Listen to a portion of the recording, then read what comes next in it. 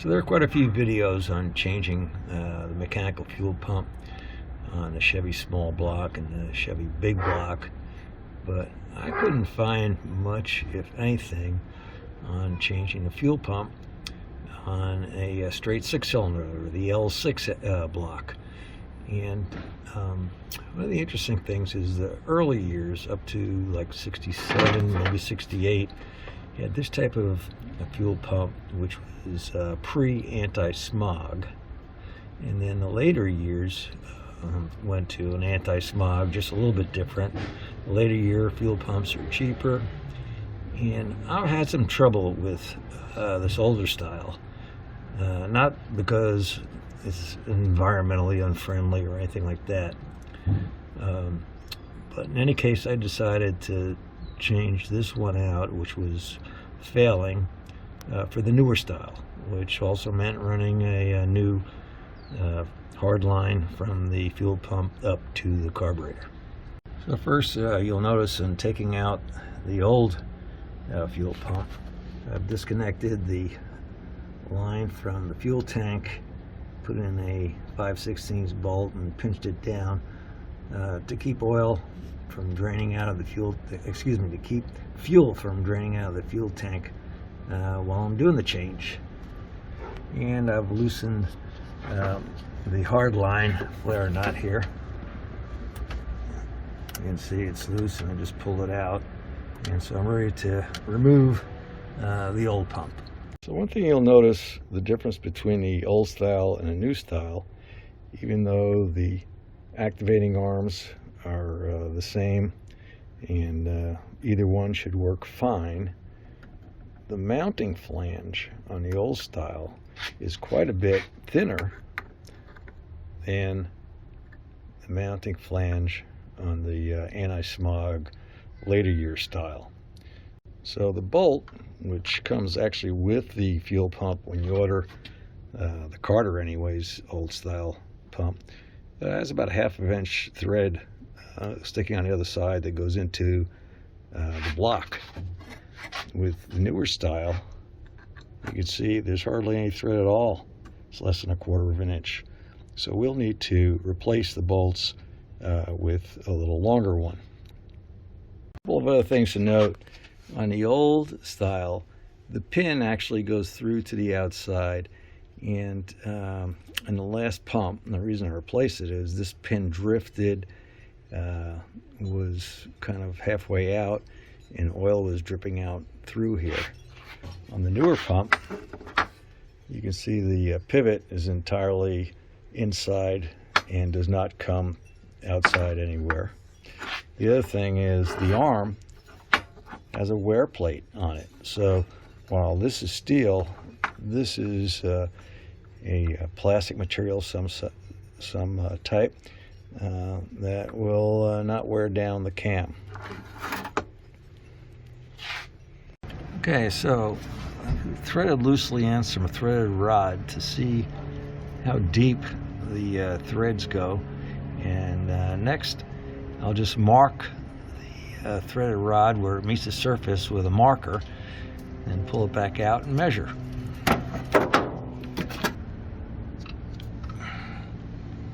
So it looks like the maximum depth of the hole is just about 1/2 inch, a 0.54 inches.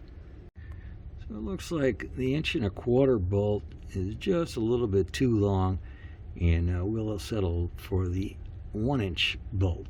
These are all 5/16, 18 threads per inch. And there's the old bolt with the old fuel pump, and the new fuel pump with a 1 inch bolt looks like should work just fine. Also, not knowing what strength bolts the old ones were, I just went ahead and used grade 8 bolts. Probably a little bit of overkill, but you know, for 2 small bolts, the price is pretty inconsequential. So we've added a little grease to the rocker arm pad, and also the pin that rotates around just to keep everything lubricated. Now we'll put a little silicone on the pump side only. Okay, now with the silicone on the face, we'll just put the gasket on there. So to get things started, we'll mount the pump with the larger or the longer bolts and no lock washer, just so we can reach the block and compress the pump spring as we're tightening it. And once it's seated, we'll remove one, replace it with the shorter bolt and lock washer, tighten it, and then do the same on the other side. And that should work. So using the longer bolts to start the pump, I found that I could actually tighten them all the way up to where the pump was snug against the block. So it's pretty clear either the inch or inch and quarter bolts would work fine. Okay, and the new fuel pump is installed. I haven't hooked up the hoses yet, but we got the proper size bolt in there with the lock washer, snugged it down nice and tight, and yeah, we should be good to go. Alright, so I got a hard line bent to configuration. It should work. Now I just need to flare the end of the hard line. Okay, so to flare the hard line, we need a double flare. Single flare will not do it. Ask me how I know. Tried it and squirted gas all over the place. But anyways, to do a double flare, usually the tools that are appropriate have a die that clamps down properly. And this here is the cheaper version, which I'm hoping will work because I only have the one flare to do, one double flare to do, and didn't want to spend the extra money to go whole hog with a more expensive tool. Well, as you can see, this flare didn't work out so well. On the right side, you do have the flare, but on the left side, basically there's nothing there, so it's not going to work. Well, I got a stainless hard line in place.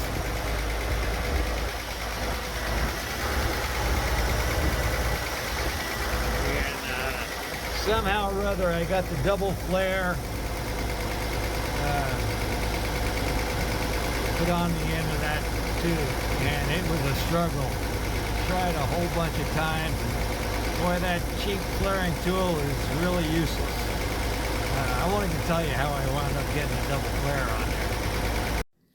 So after struggling and finally getting a double flare to work with that cheap tool, which in my opinion is worthless, I found the solution.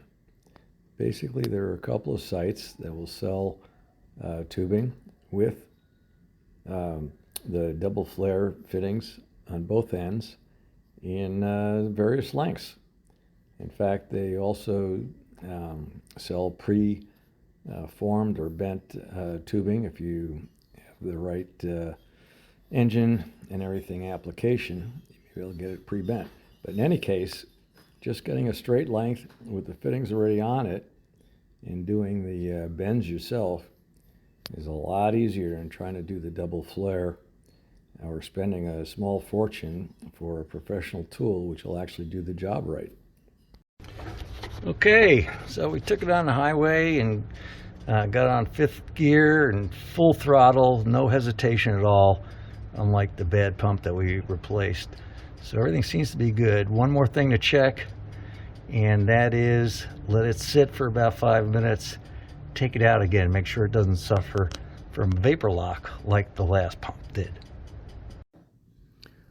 So motor started right up and drove it a few blocks, and it did not suffer from vapor lock.